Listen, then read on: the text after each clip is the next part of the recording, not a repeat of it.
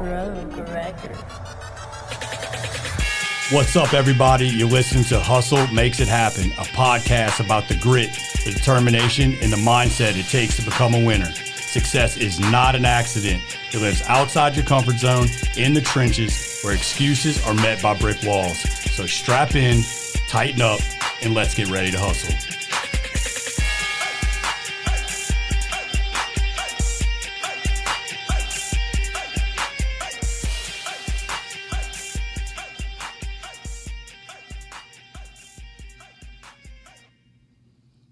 Welcome to another episode. Hustle Makes It Happen. I have Justin here, Chase, and Chef Celeste Gill. Welcome to the show. Thank you for having me. So I just want to touch base with our listeners right now, go over a little bit, help us grow, share the show. So that's how we're going to grow, ladies and gentlemen. If you're finding this content valuable to you in your life and you're building your roadmap to success and hustling, help us grow, share the show. Yeah, if you get something of value, share it with somebody that you know that might be in the middle of a hustle or whatever. The only way we're going to grow and be able to reach as many people is with your help. That's it. So with that, I'm pretty pumped up about this episode. Being a foodie myself in Baton Rouge, Louisiana, I love the food. We have decadent food everywhere around here, and I try to dive into all the spots. And I've been lucky enough to pop into Chef's restaurant before, and I've followed a little bit of a career. So we have a chef, an entrepreneur, a caterer, a TV personality. We got a big package here. Right. I just like to do a lot of things. That's right. Yeah. So, Chef, tell us a little bit about yourself. Well, I am born and raised in Detroit, Michigan. Okay. And I love to cook from a young age. So I would dabble in there until I was a teenager. I never actually worked in the food industry until I was around 27. So Okay. it was all just a hobby, just, cooking for friends and things like that. So once I moved to Louisiana is when I really started to come into my own as far as cooking for a profession. So, yeah. Okay. So I read a little bit about you, and I see you were in the kitchen as early as 3 years old. Yeah, I was the potato salad person. I was peeling the potatoes, you cook them for potato salad, and then you peel them. Right. So that was my job. So as I got older, I'm More doing duties? more duties, catering trays and things like that. I remember a picture of me when I was 16, standing there holding a tray. And it was all, again, just fun and games. So I was the kid. You go to the grocery store. I wanted to try out new things that we didn't have at home. So I was always adventurous in the kitchen. So, yeah. So you had some early influences. Who were they? It was my mom and my grandmother. My dad didn't cook much, but they worked in the industry. And my grandmother actually taught at one of the community colleges. She taught leisure classes. And that's something that I do now. I've taught at BRCC. I love that. I'm kind of following in their footsteps. And this is in Detroit, right? Yeah, this was in Detroit when Okay. she did that. But here, locally, I've done BRCC. From there, I used to watch Justin Wilson and Julia Child on television. So, yeah, early age, I'm just all into food and just watching it. And who knew I would be doing some of the same things that I was watching as a kid. Yeah. So were your mother and grandmother in the culinary industry, or they just like to cook, or is that something you just picked up at home, or how'd that work? They were in the industry. They were My in the mom industry, worked okay. at Bob's Big Boy in Detroit, and my grandmother worked at different churches, like cooking there, and she had that entrepreneurial spirit. She opened a candy store across the street from our house, and it's like, you kids run it. So, so we ran the candy store. So that's where I am pretty much fearless when it comes to opening new restaurants. I mean, I think I can do that with my eyes closed because I learned that from her. Just don't be afraid to follow your dreams. Catering, she used to cater. So we would make plates and deliver to the factories and things like that. So the things that I do now is just something I've been doing all my life. So I've never personally been in the food industry, but I know it's a grind. It is a grind, but it's a grind that you have to love, because every day I go to work, it's not work unless I get a difficult customer. So please don't be difficult. It's one big happy family. That's right. But I love what I do. So I get a lot of people ask, why do you work so hard? Well, are you trying to make all the money? And if you're in business, money is a part of it, but it's not what drives you to be successful. That's something that is in you. So, and that is in me. When I wake up in the morning, I want to be the best person that I can be today. Yeah, So, I'm so glad you brought that up, because that was one of the things in your questionnaire that really jumped out at me, was that you wrote, I think, exactly that. It's not about the money for you. It's about, right. So what was interesting for you is it's not just about enjoying what you do, but it's about accomplishing goals. Right. So accomplishing goals, you wrote as your definition of success. So if you're able to, list out your goals, every time you get to check one off, that's a win for you. Yes. And the fact that it's not about money for you is really, really interesting. And that's the part, and I don't know if it's just the restaurant industry, but I'd like to think that it carries over to other industries. Right. If you put your best foot forward and you say, I'm going to be the best person that I can be today, the best at what I can do today, you're going to get better at what you do. The people and customers that are for you, they're going to gravitate towards you. I am at a point right now where I have business spilling over. So you know what I do with that? I pass it on to other chefs. I watch and I make sure that I'm passing it on to a chef that is worthy of the business. And what I mean by that is your work ethic. Your food has to taste good, and your personality. You have to be nice to the customers, because to me, my customers are like family. So I'm inviting you into my family to take care of whatever their needs are. So, and that's what I do. I pass on the business, which brings more business, because it just goes in one big circle. You share and more comes back to you. I love that. That's a good mentality to have, especially in your business, because I feel like food is love. I'm a firm believer. Yeah. What you put on a plate, you can taste how much love a person's put in it. Yeah. I agree. I love it. I've always thought too about, like, maybe it's just an analogy, just a mental analogy for me, but like seeing you here, whenever you, like, your restaurant is your home, and you're in the kitchen, so you're in charge. If you're in charge of the kitchen, you're in charge of the house. You know what I mean? That's your place. So that's a really interesting concept. Like, whenever people come into your house or your restaurant, they become part of your family, and I love that analogy. I do too.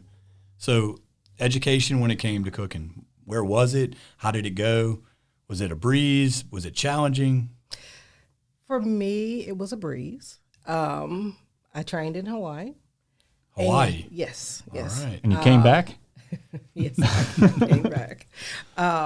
It was nice. So I have that Polynesian flair to all of my cooking. You're going to find a little bit of that in there. I was cooking something today, add a little bit of my curry powder in there and some other things in there, just to give it a different flair. And I think that is what helped me be successful here in Louisiana, because I'm not here trying to reinvent the wheel.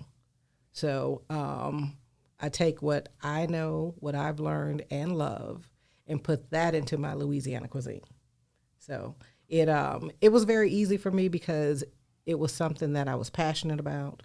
So when the final reports came out and I had that A- for the semester or for the course, of course I'm kicking myself, because had I just studied, I could have had that straight A. Right. But that's my personality. But I enjoyed every second of culinary school. So was it from Detroit to Hawaii from there? It was from Detroit to Alabama, because I was in the National Guard. And then I got married. Service. Thank you. I got married. We went to Birmingham, Alabama. And then we went to Hawaii, stayed there 3.5 years, moved to Virginia. And from Virginia, came here to Louisiana. So you've been around a little bit. Yep. Picked up a little bit each place too? Yes. Did you have any challenging chefs or that you may have worked under in any of those places that maybe you don't have to call them out by name, but was a nightmare? I didn't have any nightmare chefs. Mine is a different tale, and I'm gonna tell my age here because when I remember I started off as an MP, then we moved to Hawaii, and they really didn't want any female MPs over there. So I changed my MOS, and right at first they had me in a medical unit.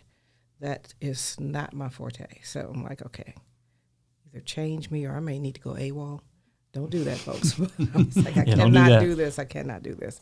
So they put me in I was still there. I wanted to get into the mess section.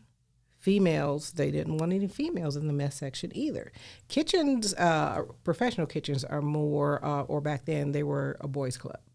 So mom cooks at home, but not in the professional world. So I got in there because 2 sergeants did not want to go to annual training. I'll go. So that's how I actually got into the kitchen the first time. Then when I got my first professional job, I was the first female that they hired because they had never hired a female in the kitchen before.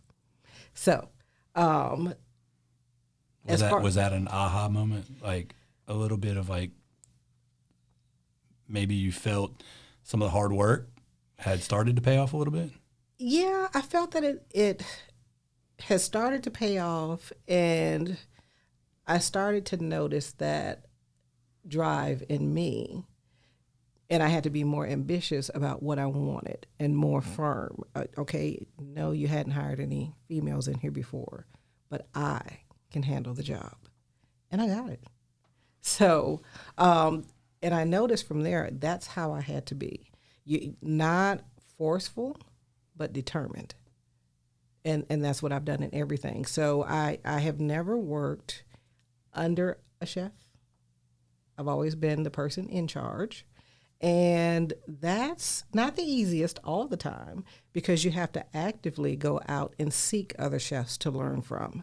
So I was fortunate enough when I came here to Louisiana, Chef Ron Saunier, Chef Jean French, and some other wonderful chefs that took me under their wing to show me Louisiana cuisine. Right. And I just, picked up on that and adapted it to my style. So you got to feel someone helping build you up when you got here. Mm-hmm. How important is that to pass on to your employees and chefs underneath you now? To me, it's extremely important. It's part of the foundation of who I am.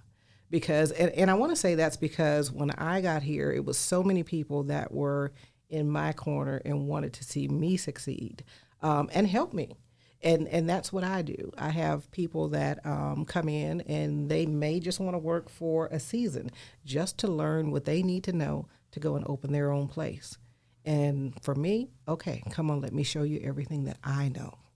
And then you take that and run with it. So you look at all that as an opportunity to develop other people rather than, because I think it's a lot of times it's easy, especially if somebody's working in kind of the same industry as you. Mm-hmm. I think a lot of people might struggle with the idea that they're training somebody up to compete against them or anything like that. And I'm not sure that's a real healthy mindset in most industries.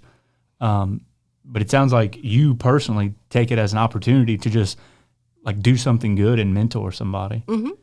I do. And I can see how it's easy to think that you're training up your competition. Mm-hmm. In actuality, sometimes you are, but I'm a firm believer that your customers are your customers, and it's enough customers out there for everyone. So even down to recipes, when we're cooking, I'm not going to hide this from anybody. The only thing I guard is my seasonings that are on the market. But as far as coming in, if you need me to show you how to make a flatbread or show you how to make anything else, number one, if you go downtown, it's all right up on the board. You can look at it and see it. Right. You want me to show you how to do something? Okay, I'll show you whatever. I really do think that mindset is more prevalent today, especially in our industry and a couple of different realms. Is I feel people they're so guarded with their knowledge instead of helping develop, because you're just making the industry better. Yes. And that's the thing. A lot of the knowledge that I have now about restaurants and running them and even personal finances, I just had to sit back and listen, because some things people aren't going to tell you. So you sit back, you listen, you learn. But for me, I sit back, I listen, learn, and share. So I didn't know. I'm really glad you brought it up. We didn't read in your bio or in your questionnaire about you being in the National Guard. Mm-hmm. So I'm in the National Guard now. Chase is a former Navy veteran. Mm-hmm. So we definitely, number one, appreciate your service. But I'm always intrigued to talk to people that are in the National Guard, particularly females that were in the National Guard. And, mm-hmm. For you, that was some time ago, whenever it was a whole lot less prevalent than it is now. And then to hear about you having to like fight your way kind of into the mess section, which was something you had a passion for. Yeah. I kind of want to take a second to talk about that. Like how difficult was it for you, or like what kind of mindset did you have to have back then? Like, did you feel like you were, like you had to prove yourself a little bit more in the military than some other folks may have had to?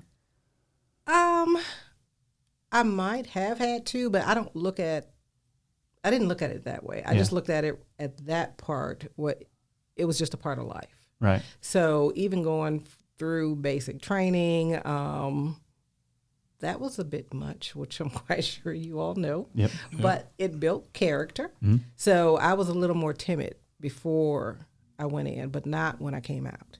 So I think that helped me grow. As far as when I got out, it was a bit challenging getting the males to listen. Just to anything, just the minor things. And mind you, we're talking maybe 30 plus years ago. So, and I know things have changed since then, but it was a bit challenging. Yeah, but something you said. Enjoy it. Right. Now, it's good to hear that you like kept a positive outlook, but I mean, there's lessons in that, like in having to, be a bit disadvantaged for, some auspicious reason. Yeah. But disadvantaged nonetheless, and still have the determination and the drive to just make it happen because it's what you wanted to do. You know what I mean? It's not, nobody was forcing you to do. That's what you wanted to do. So you put your head down and made it happen. Yeah, exactly. And one thing, and I'm going to take it off just a little bit and talk about harassment, because that, back then was a part of it, and still is now in the military a little bit, but, we're speaking up a little bit more.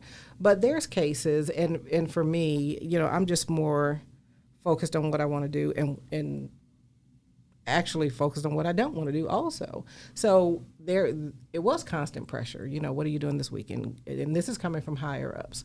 But you just kind of brush over that.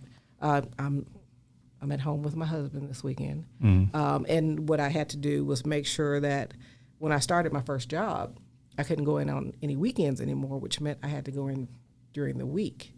So I managed my time where I would not be there during the week with that particular individual so that I can protect myself. So it's you have to navigate as a female in this industry through harassment, whether it's sexual harassment, whether it's just plain prejudice, or and that could be race or gender. So that's something. Now that part we still work on today. That's right. So it doesn't matter. I could be Chef Celeste all day, but when I walk in that room, some male chefs, they just still feel like, why are you here? Right. So. And that person, like I don't know if you saw whenever you mentioned it, like I kind of swelled up like that.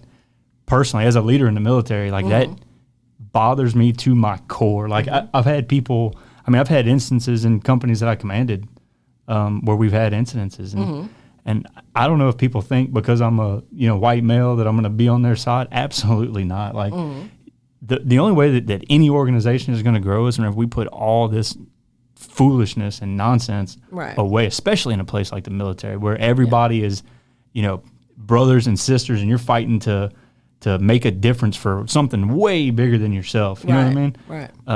That stuff bothers me personally. I don't even like hearing stories about it. Some of the deepest bonds I've had with females and individuals in my life have been in the military. Yeah.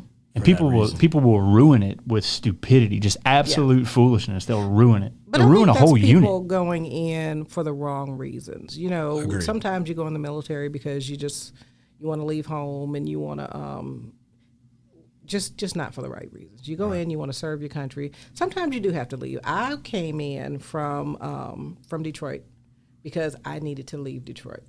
So I got into the Guard. Couldn't go into the Coast Guard because I can't swim. Still cannot swim. But I love being on the water. But I went in with an open mind and wanting to learn and see where this experience is going to take me throughout the world. So you just have to go in, like I said, with the right mindset. I'm getting the vibe and learning your personality in this short amount of time. You are an absolute quiet fighter. Yes. Most people don't know that.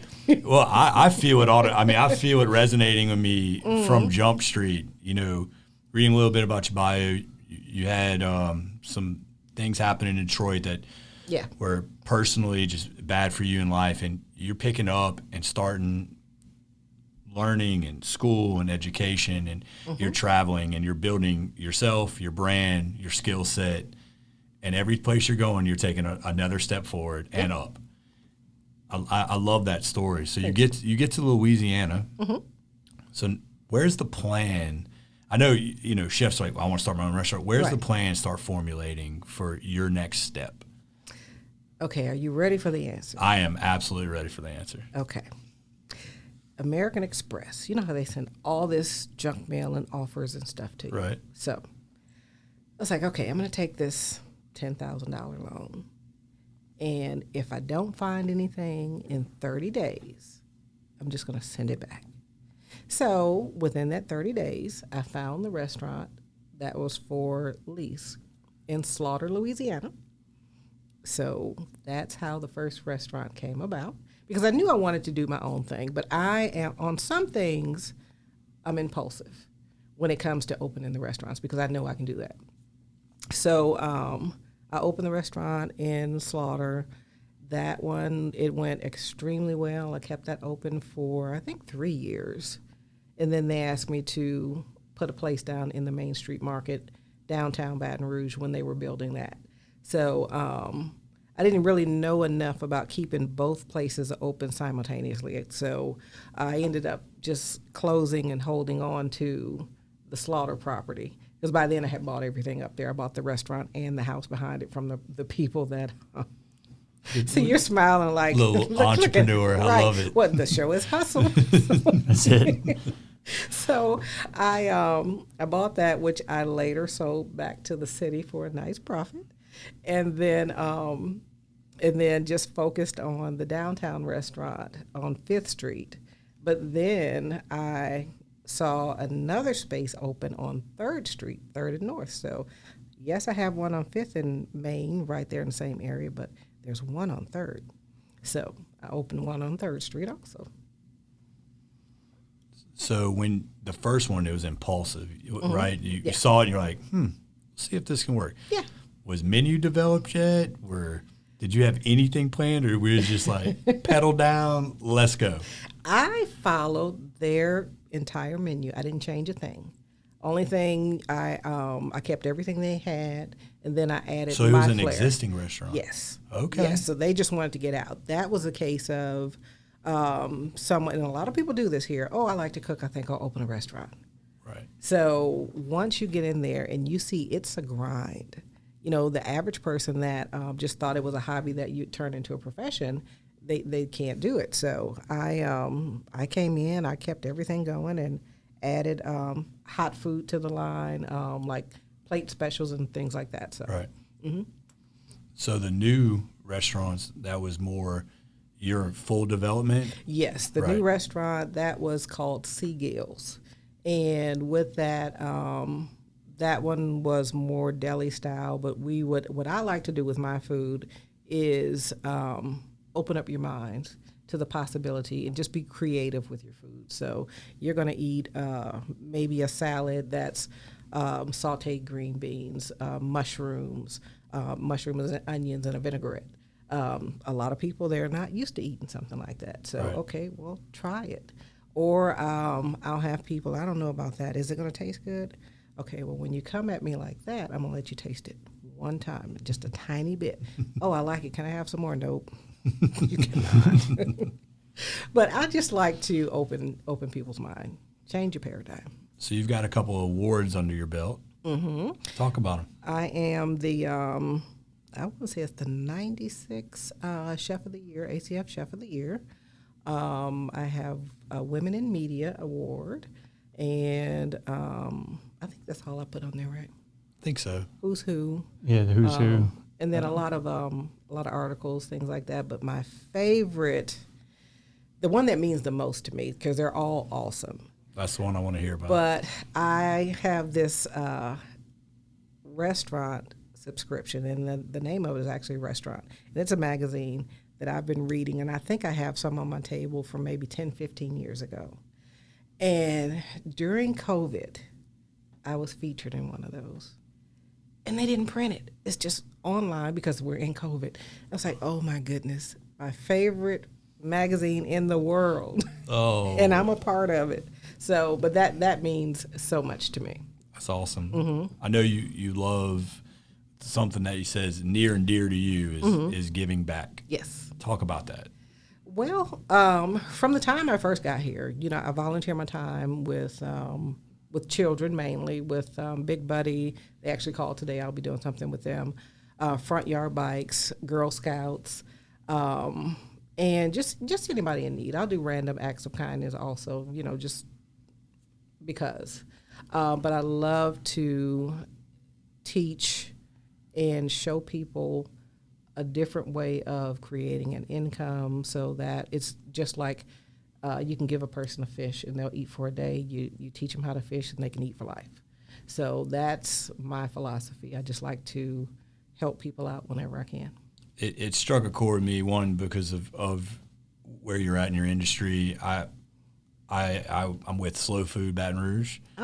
So I go to their dinner every year in the field that goes to... I have to tell you about that one.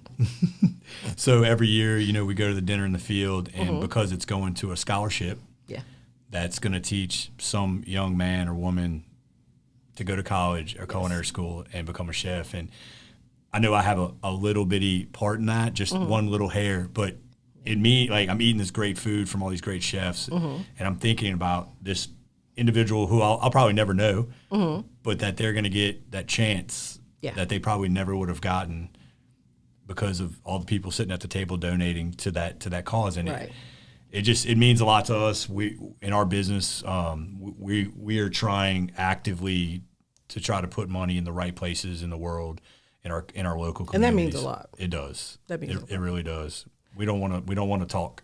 We want action. We want action. Absolutely. So I forgot. That's another award I had, Dinner in the Field.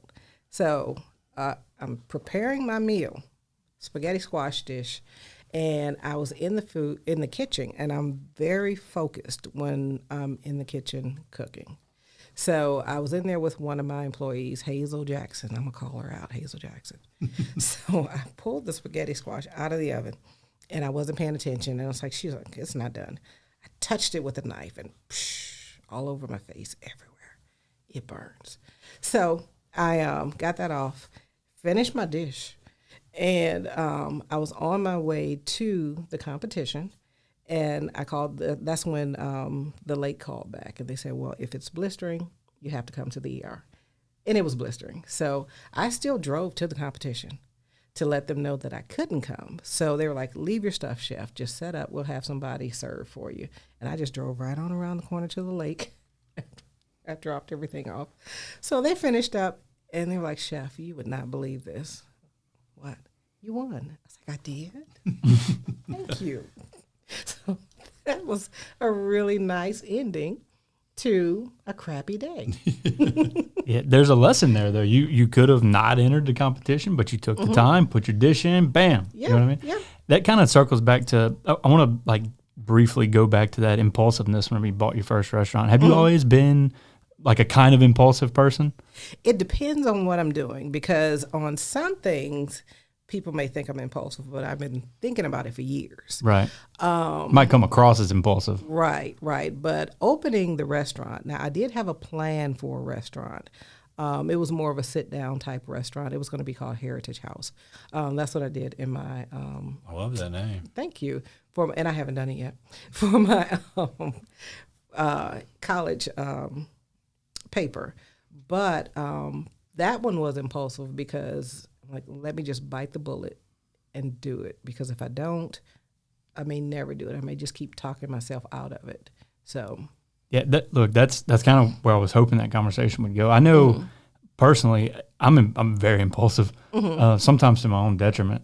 But I have found that a lot of the best things that have come out of my life have been off an impulsive decision. You know, I think if you're not willing at some point to take a risk in something, you're never really going to grow. And sometimes that risk is very impulsive. Whenever we started our own business, we had talked about it, kind of shot the breeze during a shutdown at work, and Chase just texted me out of the blue one day and was like, "Hey, you want to go buy some property?" And I was like, "Sure, let's do it." When I say impulsive, I mean we made that decision in like 2 or 3 days. I think I'd never considered going into that kind of business at all, right?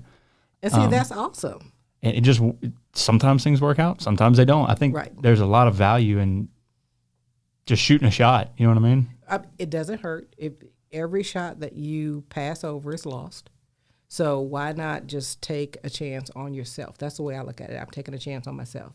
I can go out and work for any company all day long, and if I can do that for someone else, why can I not do that for myself? Yeah. If it's something that I want to do. Everybody does not have the desire to be an entrepreneur, be a hustler, or anything like that, and that's okay. But if that is in you, stop pushing that fire down. Explore it. Yeah. Just go for it. Yeah. I think a lot of people do not take that step because they're so afraid to take it. You know I have a lot of people, and my answer to them is, what are you waiting for? Or if you tell me you want to open a restaurant, first off, what are you waiting for?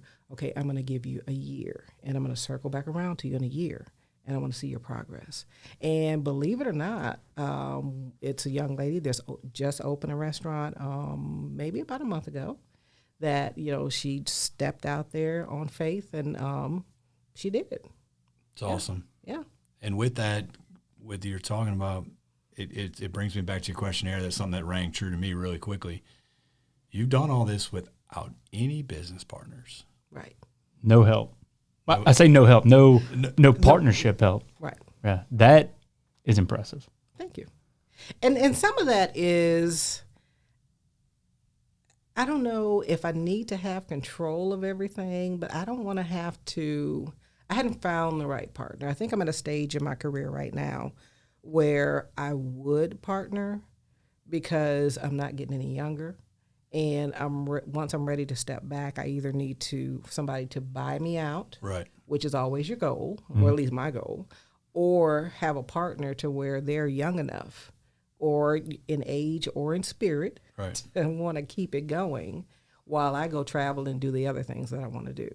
So, but having a partner, it just never crossed my mind.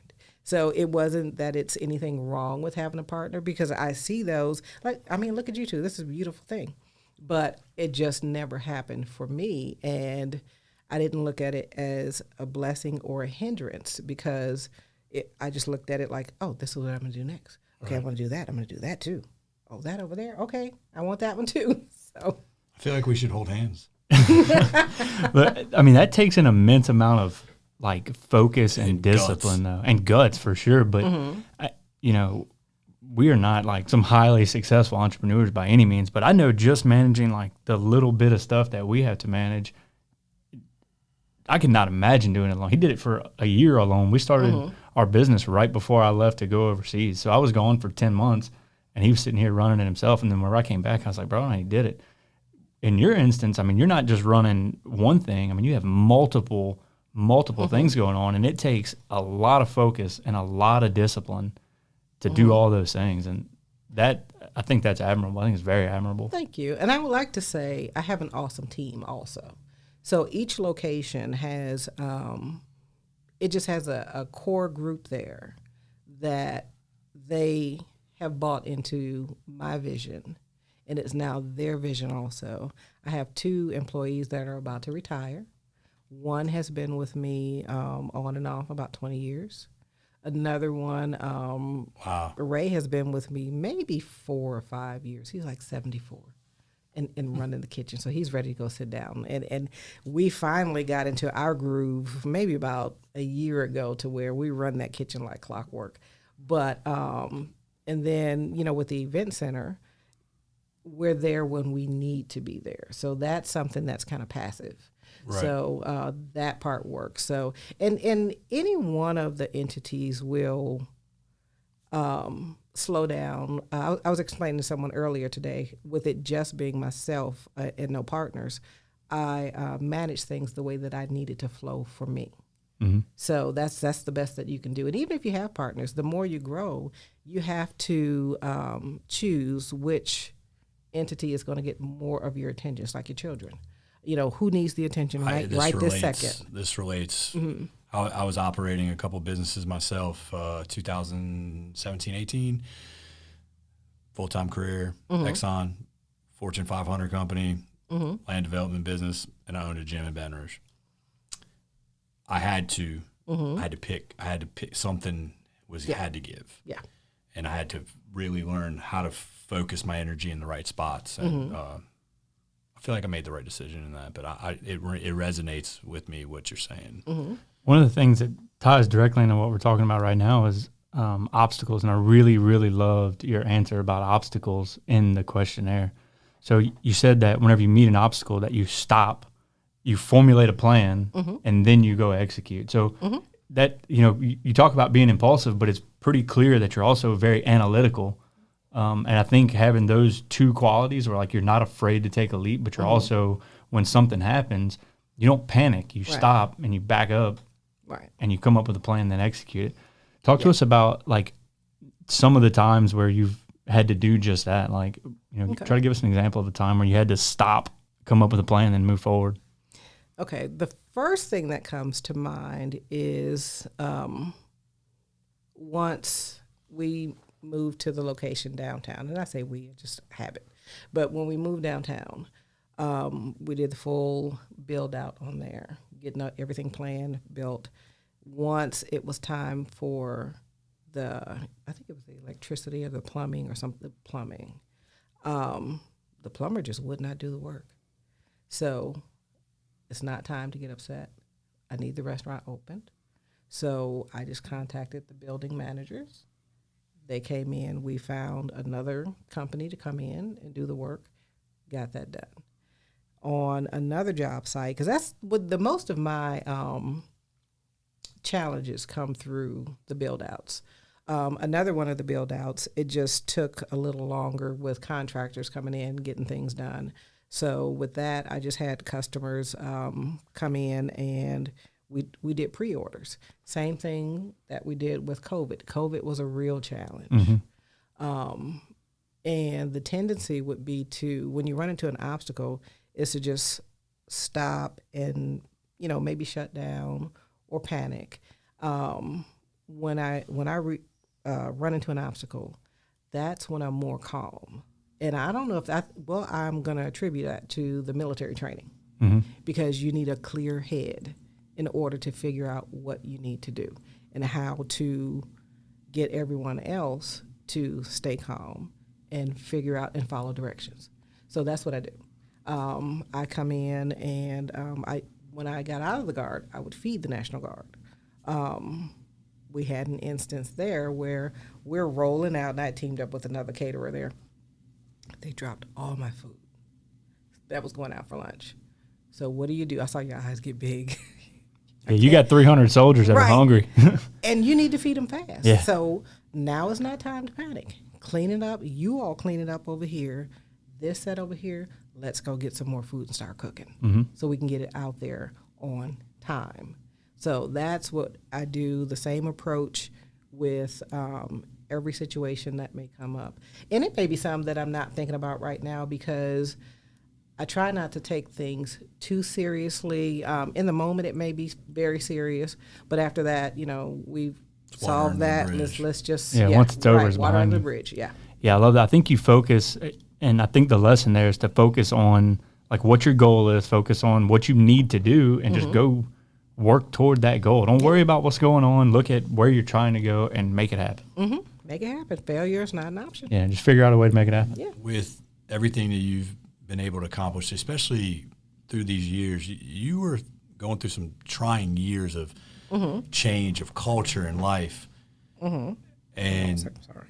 I feel, what would you attribute your personal characteristic that has gotten you the furthest in where you're at today? That is a tough question. I've never thought about that one.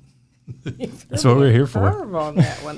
I would say the thing that got me through today is just an inner core of me wanting to make it happen for myself. You know, I'm not a victim of anything because I choose not to be. So, you know, I have an end goal of where I want to be in my life. It takes some detours, and some of those hurt. Some of them leave some scars and bruises. But I try and learn from each situation and just pick yourself up, dust it off, and keep following where you want to go. Just stay on that path. The path may wind, but follow it to where you need to go, where I need to go. Yeah, you just focus on what's down the road. Just look at the end goal and work towards that end. I think that's that's the lesson, right? That's the important takeaway. Absolutely. Is to look, don't worry about your circumstances, don't worry about the challenges. Just look at where you're trying to go, come up with a plan, and everything you do should point you in that direction. You're going to get derailed sometimes, but you have to keep moving forward. And if I can add to that, don't worry about what your peers and constituents are doing. You know, congratulate them. Right. Congratulate them when they're doing good. If they need consoling when they're not, that's fine. But I don't focus on my air quote competition because I don't think I have any competition. I don't look at life as a competition. My only competitor is myself. I love that. So, write it down. I think one of the big things that we can take away from this too, and it's because you both have you've stemmed from the same background, is one of our previous guests, General Haygood, who is a very high-ranking official in the Army National Guard. She said the same thing. She said, I went to work every day, and I said, I worried about being the best company commander that I could be that day. I didn't worry about the next step. She said that catapulted me to the next spot. And she said something super similar, and they've stemmed from the same background. And that resonates to me, that both of them have that same between the ears, like, I'm going to be the best that I can be today, right now, what I'm doing. Yeah, don't worry about the noise. And that's why I love that we're doing this show, right? Because we're able to culminate all these different lessons from all these different successful people and find themes in it. You know what I mean? And we can offer that to the people that listen to our show, the people that watch our show or whatever. And I'm telling you, that is going to help somebody. That mindset of not worrying about the noise and not worrying about the challenges and just focused on being the best at what you're doing right now it's going to help me. I know that for sure. But I know it's going to help some people. Great. And I love it. I wrote down my only competition is myself. I'm putting it out on the air, so it's happening. We're naming this episode, My Only Competition is Myself. Jim, you got it? Awesome. Chef, I can't thank you enough for coming in today. It has been a pleasure getting to know you. I'm a fan. I was a fan before. I'm even a bigger fan now. I'm gonna go eat some Chef Celeste Bistro here soon. Actually, I'm going to bring Justin with me because he hasn't got to eat there yet. But we will be in your fan club forever over here. That also makes it happen. Listen up, everybody. You have to share so we can grow. You have to. This is how we love putting this content to you guys. Please take the time. Hit the share button. Subscribe. Share it to your friends. Send us hustlers. We want to know the people in your communities that are digging their heels in every single day. We want to learn from them, us guys. Celeste wants to learn from all of our content, our viewers, everybody. That we can all learn from each other. That's what this is about. Share it, put it out in the waves, get us out there. Justin, No, Chef, how can folks look you up? You got an Instagram page, or share some of that with us? They can look me up. Facebook is Chef Celeste Gill and also Celeste Gill. I have the event space is 520 Spain. Twitter and Instagram is at Chef Celeste. Okay. Look, we can write them all down, and we'll get Jim to tag them in the video description. That works. So we'll link all your stuff. All of our stuff, guys, is all linked in our podcast description. It's all linked in our YouTube video subscription. So go to our social media channels, like the page, subscribe to the YouTube channel, hit the little bell button so you get notifications whenever we drop episodes. Our episodes drop every Tuesday at midnight. It's not a surprise. It's not a secret. When you wake up Tuesday morning, you can find Hustle Makes It Happen on your favorite podcast channel, whatever it is. Or Alexa, tell Alexa, hey, Alexa, play Hustle Makes It Happen. And she's got it. She's got it under control from there. That works. That's it. Chef, any closing thoughts? Yes. One thing that I would like to add, I'd love for people to watch my television show. It's on eatthisTV.com. Absolutely. It's called My Louisiana Kitchen. But on a more personal note, and when I say personal, I mean for everyone, we are not perfect. Whatever your fault is, and guys, you know mine today because I'm directionally challenged, own it. It is a part of you. It does not make you less than. So don't let that hold you back from anything that you want to do in life. Yes, ma'am.